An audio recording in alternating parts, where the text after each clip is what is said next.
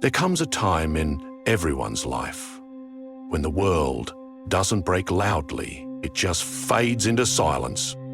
The people who once meant everything don't call anymore. The dreams you chased are nowhere to be found. You sit quietly in a room filled with ghosts that only you can see. You smile in public, you laugh when needed, but behind your eyes, 1,000 silent goodbyes. So how do you move on? When the pain still lingers, when you're still carrying pieces of the past in your chest like shrapnel. This isn't just advice. This is your roadmap back to yourself.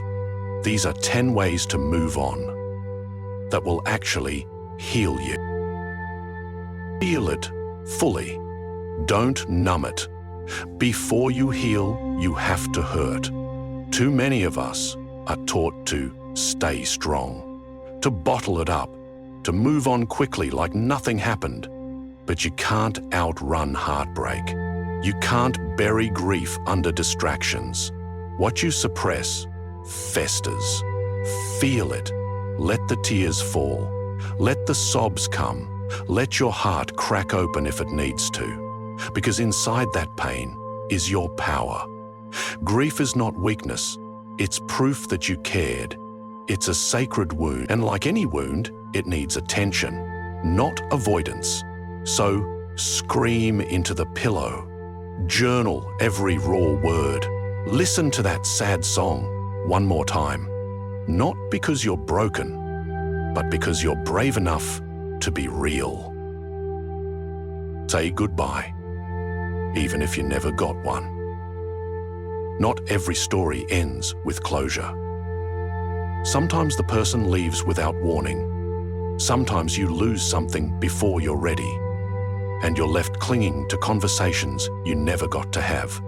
But here's the truth. Closure is something you give yourself. You don't need their apology to heal. You don't need their presence to move on. You only need your own permission to say, "This is where I let go." Write them a letter and burn it. Speak out loud the goodbye you never got to say. Walk to the place you last saw them and leave a piece of your grief behind. Don't wait for them to come back. Start walking away, even if it hurts, because every step forward is a declaration. I choose peace over pain. 3. Change the scene. Physically and mentally. Where you are affects how you feel. That bedroom, that street, that cafe where you used to laugh with them. Every corner becomes a memory minefield. So, change your scene, even if it's small. Rearrange your room, paint a wall, go on a trip, even for a day. Your environment holds emotional fingerprints, and changing it resets your emotional clock. But it's not just physical, it's mental too. Change the playlist you always listen to. Watch films you've never tried before. Read a book that doesn't remind you of anything or anyone. Movement creates momentum, and sometimes, to move on inside, you have to move on outside. 4. Speak it out loud. The truth will set you free. We suffer in silence because we think no one will understand. But silence grows like mold. It eats away at your sense of worth, your clarity, your light. Talk to someone, anyone. A friend, a therapist, even your own reflection. Say it out loud. I'm not okay. I miss them. I feel lost. Saying the truth doesn't make it worse. It makes it real. And once something is real, it can be healed. Your voice is your weapon. Use it to shatter the chains of 5. Turn pain into creation. There's a reason why the greatest songs, poems, and films were born from heartbreak.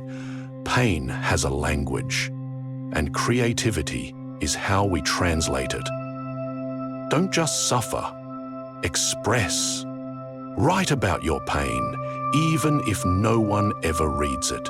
Scream it into art, because creation transforms suffering into meaning, and meaning is what gives pain its exit door.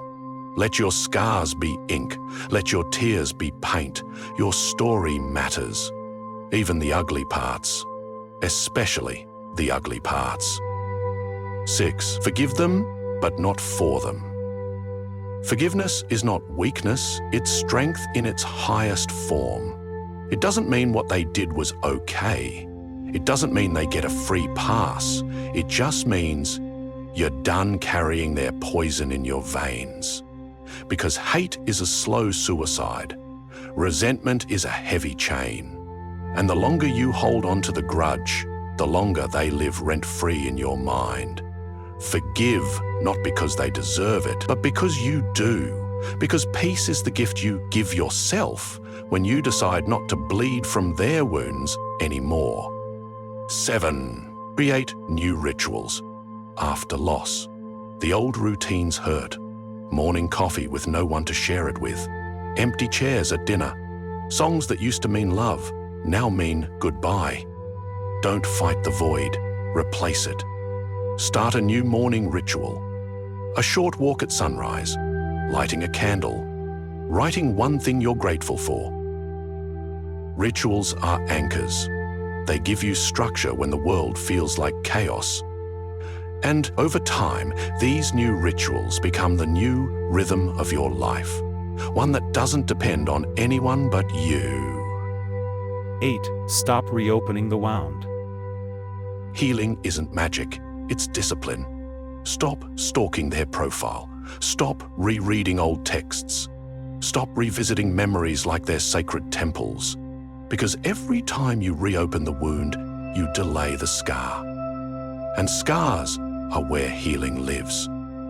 You don't move on by checking if they've moved on. You move on by deciding you deserve peace. So block them, mute the playlist, delete the drafts. Not out of hate, but out of love. For yourself. 9. Focus on what you can control. You can't change the past. You can't make someone love you again. You can't go back and make different choices. But you can control what happens now. You can choose to get up, to drink water, to unfollow, to write, to breathe. Control isn't about perfection. It's about direction. And every choice you make, no matter how small, is a vote for your future. Stop waiting for the world to change. Stop changing your response to it. 10. Choose yourself every day. In the end, moving on isn't about erasing the past. It's about choosing your future. Choosing to wake up and try again. Choosing to love yourself even when you feel unlovable. It's looking in the mirror and saying, I may be broken, but I'm still standing. Choose yourself in the little things, the food you eat, the people you trust, the boundaries you set. Because healing isn't a destination, it's a daily decision. And every time you choose yourself, you win. You're not behind, you're not late, you're exactly where you're supposed to be, in the middle of becoming someone new. The version of you that rises from this pain will be softer, wiser, stronger. So breathe, let go, and trust this truth. You are healing, and the best is still ahead of you.